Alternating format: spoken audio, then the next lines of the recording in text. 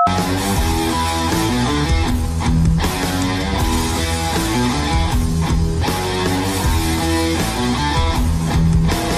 yun nga sa mga ka-chat, today is another day. So ngayon ay nandito ako sa aking kwarto for another video na naman mga ka-chat. So dito sa video na ito ng mga ka-chat, pag-uusapan natin na ano ba yung mga kailangan natin ng mga guitar effects at ilan ba ang kailangan natin ng mga guitar pedals, no, sa mga rigs natin sa pedal board. Madala natin sa mga gigs or sa mga worship team. So, alam ko at marami kasing nagtatanong naman through social media at marami akong nakikita, no? Kaya nagawa na rin ako ng video about dun sa mga gantong content or gantong usapan na ilan ba ang mga kailangan nating guitar effects. So, bibigyan ko naman kayo ng tips or guide, no? Lalo na sa mga pumapasok or mga baguhan sa paggamit ng mga guitar pedals, kahit mga pro man yan, no, mga katya. So, let's go and zoom in na natin itong camera dun sa ating rig, no, mga katya. Kaya, let's go!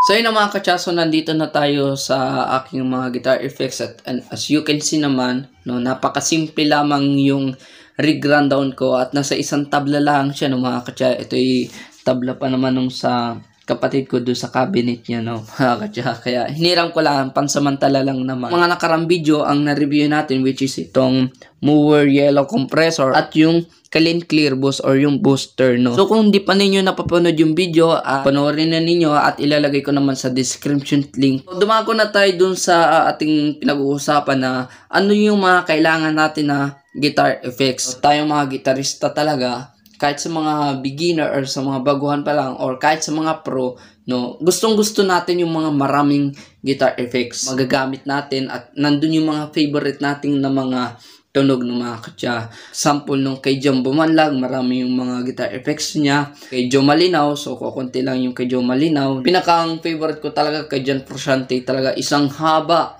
na guitar effects or mga guitar pedals na yung pedal board niya napakahaba kung tutusin. Sandi pa or kung ano pa man kasi napakabigat dalhin, no, ng mga katya. So yung iba gumagamit ng mga effects, no, like example kay Ole Romblon ng Tanya Markova, Jan Dinopol ng Urban Dub, yung kanilang mga multi-effects, no, like example ng mga multi-effects like yung line 6, head rush, tapos zoom, no, at iba pang mga multi-effects, no. Pag sa mga individual effects, which is yung ganto. Ako, since nung pumasok na ako sa paggigitara, nag-umpisa muna sa multi-effects. Unahan ko multi-effects na ginamit, which is itong Vox Stomp Lab 2G na binili ito ng dad ko. As you can see naman, napakarami ng gas-gas niyan. So, almost 4 years or 5 years na ito. Ang dami kong hinahanap na tunog dito bago ako pumunta dito sa mga individual effects ng mga katya. So, yung iba, mga naka-preset, no, like example, distortion na may delay na may reverb, or etc. So, mas gusto ko yung mga ganito ng effects na individual talaga at yung magagamit ko siya, matatapak ko siya. Ano naman tayo dumako sa aking mga guitar effects, no. So, lahat naman ito, nagagamit ko naman siya kapag tumutugtog, no. Even pag ako mag-rhythm or lead. Ito, which is itong compressor, nagagamit ko lang siya for clean, no. So, ganito lang yung tunog, no. Pero pag ginamit ko itong compressor, nagbibigay siya ng konting bigat na tunog, no. And distortion, syempre, ito talagang nagbibigay ng bigat talaga, no. So, like example, nagagamit lang naman natin ang distortion kapag sa mga rock or pag tayo mag-lead. Itong distortion ko na ito, may more siya. May built-in boost na ito yun. So, may ano na siya.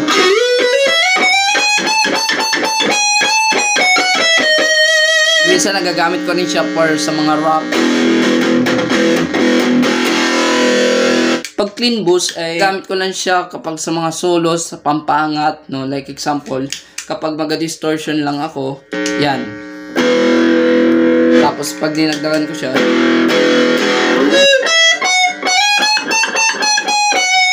no, kapag dinagdagan ko pa siya ng more dito, lalong naangat.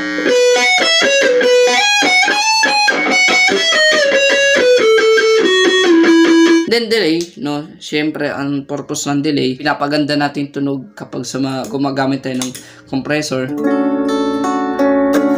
Yung ano, nagpaulit-ulit yung tunog. So, it depends naman sa timpla man ito. Pero mas nabibit ko yung mga timpla nun sa delay ko. Yung, like example, yung ganito ito. Yun. Hanggang sa pawala yung tunog niya. Pero minsan, yung repeat na yung, yung matagal. Yun. Nagagamit ko itong delay kapag ako mag-solo. Oh.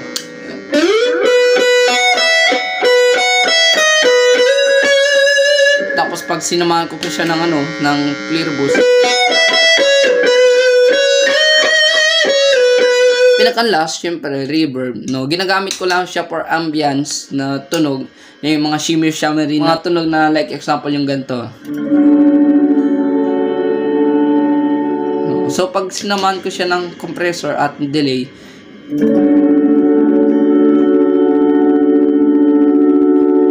yan. Kumbaga, ma-charge yung tunog niya.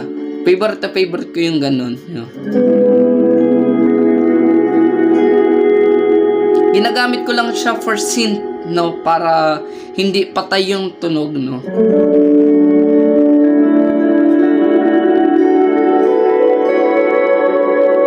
Yan. So, kung minsan pag nakukulangan ako, dinadagdagan ko siya ng boost.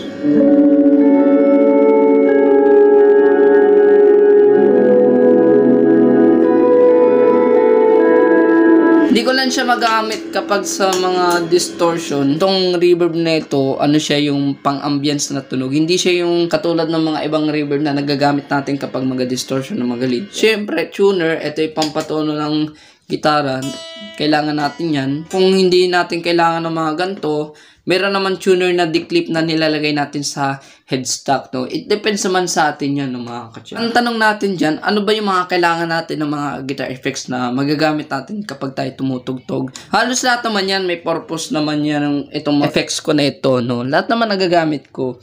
Minsan nagagamit ko yung iba, minsan nalilimutan kong tapakan sa mga ibang parts ko. Pero kung tutusin, kung pipili ako ng mga guitar effects, magagamit ko lang talaga yung magiging top 5 ko ng mga guitar effects. Number 1, distortion. Pangalawa, delay. Compressor. Tapos, wah pedal. Then, pinaka-last, reverb. At kasi yun talaga yung mga pinakang main ko talaga. Pero kung pipili ako ng dalawa, distortion, then delay. Top 2 ko na ito sa mga guitar effects ko na ito. At least, magaan siyang dalhin. Kaya, kung mapapansin nyo sa mga ibang gitarista na kukunti yung guitar effects nila, yung mga individual, kasi nabibigatan sila.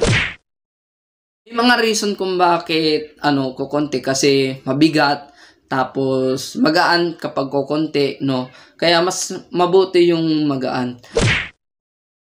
Isa pang reason kung bakit kukunti yung mga guitar effects ng mga ibang gitarista, kasi may purpose, no? Dapat kung tayo gagamit ng mga guitar effects, dapat may purpose, no? Kasi kung gagamit tayo ng mga guitar effects at ilalagay natin sa pedal board natin, tapos hindi rin naman pala natin nagagamit, ginagawa lang natin pang display, ay parang ang pangit tingnan, no? Kung baga nagpapayabang ka lang sa mga ibang tao o sa mga ibang gitarista, ang dami mong guitar effects pero hindi mo rin pala nagagamit. So, napaka-iba rin ng mga katsaka. Like example, ito, distortion, nagagamit ko rin siya. Delay, nagagamit ko rin siya. So, yun yung kailangan natin gamitin na effects, no? Kaysa magpakarami tayo ng effects na hindi rin naman natin nagagamit. Isa pa, yung pinaka-last, no? Kung tayo bibili ng mga guitar effects, it depends sa genre natin. So, kung rock yung mga tugtugan natin, syempre, kailangan natin ng distortion. Yung mga mabibigat na tunog. It depends naman sa genre ninyo. Kung medyo pop kayo, pwede naman overdrive, may distortion, delay. So, yung iba, hindi na gumagamit ng distortion kasi may mga distortion na naka-built-in dun sa amp, no? Dun na lang bumabase. So, yun mga katsa, yun lang yung aking mai-share dito about dun sa mga guitar pedals, no? Kung ano yung mga dadalhin natin or yung ilalagay natin sa pedal board at ilan yung mga guitar pedals na kailangan natin kapag tayo tutugtog, no, mga katsa. So, dagdag ko na rin pala, no, mga katsa, no? Kapag ikay lead guitarist, no, depends naman sa iyo kung ano yung mga kailangan mo, no. Pero sa akin, bilang isang lead guitarist, kailangan ko rin syempre yung distortion, tas delay, pampangat na solos, yung booster, no. Minsan kapag sa mga lead guitarist ay may mga pa-effects pa ng mga pampaingay or etc. So kung rhythm ka naman, pwede naman yung mga like distortion, overdrive, no. Tapos kung hindi mo rin naman kailangan mag-delay, no. Pero kung may mga gitarista naman na like dalawa na nag-parehas, nag-lead, kung ano yung setup ng isa, gayahin mo na rin, no. It depends naman sa guitar player na kung ilan ba yung mga effects na kailangan na kakatsa. So yun ay based on my opinion naman, no, bilang isang gitarista. Yun lang naman, no, mga kakatsa, yung mga shinare ko dito. And kung may mga clarifications kayo or may mga gusto kayong idagdag or mga katanungan, ay comment lang kayo dito sa video na ito at sasagutin ko din yan at mababasa ko rin yan, mga kakatsa. So yun lang, no, mga kakatsa, at dito ko natapusin itong video na ito and hope na magustuhan ninyo. So please like and follow and subscribe kayo sa aking YouTube channel, Facebook page at sa aking TikTok, na mga kakatsa, and hit the notification bell para updated kayo sa mga upcoming videos ko. Yun lang, no, mga kakatsa, kayo ciao ciao, peace, ingat palagi kayo and keep safe and God bless sa ating lahat.